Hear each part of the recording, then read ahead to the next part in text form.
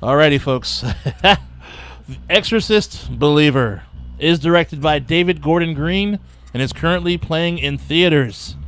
Now, a few things I gotta say before we get really into this, alright? So, this is supposed to be the start of a trilogy. From what I hear, Universal spent $400 million plus just to get this franchise, okay? The Exorcist franchise. $400 million!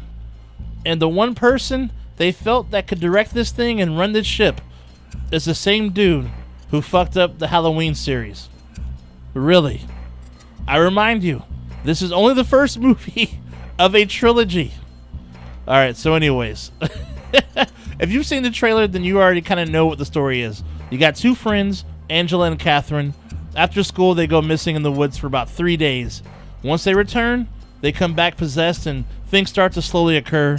Can't sleep, complete loss of time, and eventually both girls are fully possessed, and the parents come together. They get groups of different religions, and they try to fight this thing, and as well as they even get Ellen Burstyn from the original film, the original Exorcist, since she has experience in this, obviously.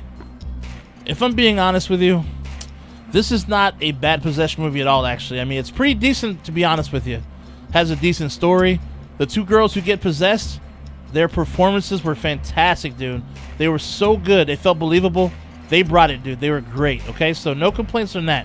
Interesting twist at the end as well. Some interesting appearances, too.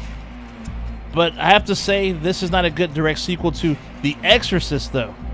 You gotta remember, The Exorcist is the original, the OG exorcism movies. Or movie of movies, dude, when it comes to possession films, alright? An instant classic. The template to all possession films.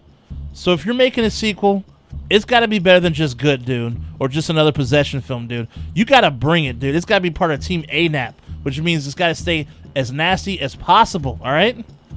Especially if you're asking us to forget about the other sequels, just like they did with the Halloween franchise, okay?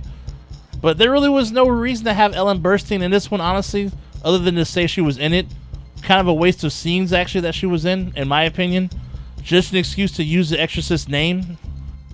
And like I said, they're making two more.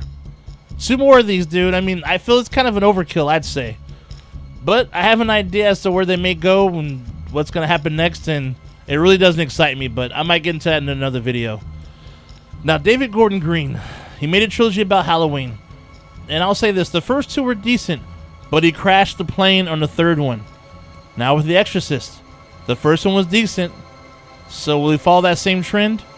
I guess we're going to have to wait and see. I mean, I'll be real with you, I'm not that optimistic. I mean, because honestly, this one kind of felt like it was it. That was it, but it is what it is, though. And I'm going to tell you this right now, I'm not going to say don't watch this because it's fine for what it is.